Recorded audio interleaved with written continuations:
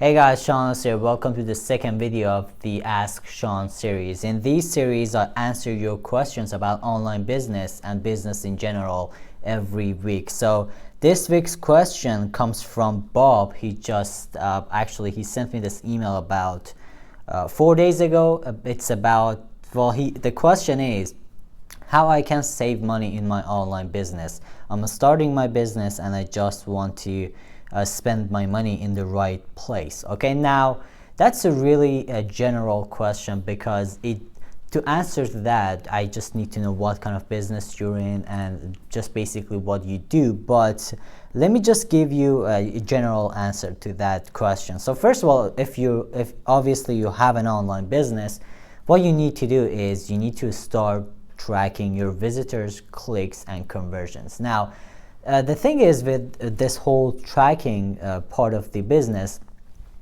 excuse me, a lot of people are lazy about it.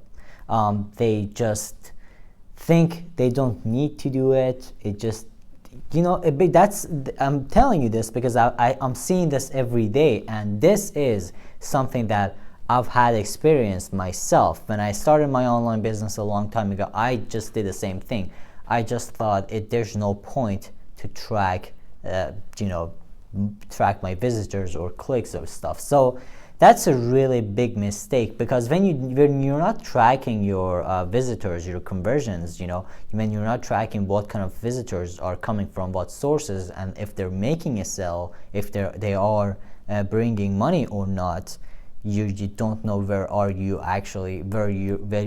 what part of your business is the most profitable one and what is not. So basically you cannot optimize, you cannot scale your business correctly. For example, if you are advertising on Google, Facebook, and Twitter, and you're trying to sell an offer in there, and if you're not tracking the conversions exactly, how you're supposed to know which campaign works, which campaign doesn't work. So the thing is, you need to track. And just a quick tip, if you want to track your conversions and sales, I usually suggest ClickMeter, because that's something I use. I use that to track my sales, my conversions, and just clicks, and it just tracks everything. It's a really clean panel. You can just use it. It just shows everything in a really good order. So it's not going to be confusing or anything like that. So that's something. The number one is just to track your visitors and your sales and just everything, conversions. So next thing I can say is to start investing in the long-term traffic strategies. Now, something I usually say to everybody who's asking for my opinion about business is, what you need to do is you need to focus on what brings money to your business right now at this point, not tomorrow or next month or two. But as you move forward, when you scale your campaigns, when there is some money coming in, what you need to do is you need to start investing on long-term traffic strategies or sales strategies. For example, something I did was I started my blog a long time ago after I started getting some results, and also at the same time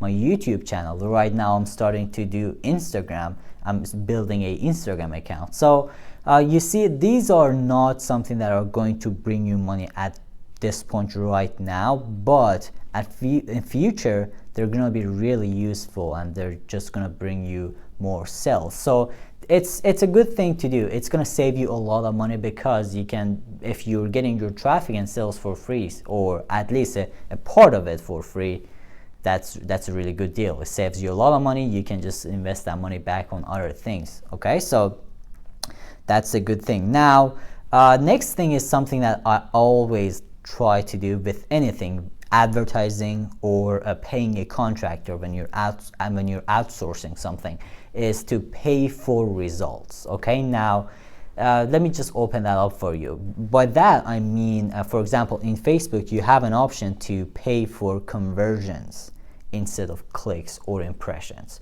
Same goes with Twitter. I'm not sure about Google, but for example, or if you hired a contractor to do something, and if they haven't done the job right, a lot of people actually just pay them, but you need to pay when you get the result. And that's something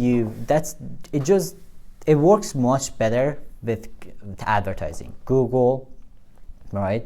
I'm sorry, Twitter and Facebook, especially those two, you can actually pay for results. And if you can do that, if there is if some place that does it, depends what you're doing, what kind of advertising, if it's advertising or just something else. So if you can pay for results, definitely do that. So that's another thing. Now let me tell you the last part, because last part is really important, and it just throws a lot of people off. Now, last one is outsource things that you're not good at. Now, you might say, Sean, that's not saving money, right? Because, well, you're paying other people to do things for you. But let me tell you something from my personal experience. If you pay someone to do the job, and do the job right, better than you're gonna save money, a lot of money actually, in future. Okay, not now, but in future. That's another future strategy. Okay, so let me bring up a great example. So I was doing this product launch about 8 months ago. I was trying to make a video sales for it, and what happened was I just decided to do it myself. It was an After Effects project, it's an Adobe After Effects. So I'm not a designer, I'm not a graphic designer, but I decided to learn it and do it myself because I wanted to get the result that I wanted to get. I just had something in my mind and I wanted to exactly get it right. And I thought if I pay someone else to do it, it's not going to be the thing I want, the thing I have in my mind. So I decided to do it. I did it, and it wasn't perfect. And I used it on the sales page and didn't work. And then I went back 2 weeks later, paid the contractor, and I finished the job, put it in there, and worked really, really good. So basically, I wasted 2 weeks, 3 weeks learning and just doing this thing by myself. And in 3 weeks, I didn't make any money. So you get the idea. If you are not good at something, it doesn't matter what it is. Copywriting, that's something I do a lot. I always, not always, but 99% of times, I don't write my copies because I'm not good at it. And I know I'm not good at it, so I just pay someone else to do it for me. Same thing, it goes, that's something you need to do in your business, okay?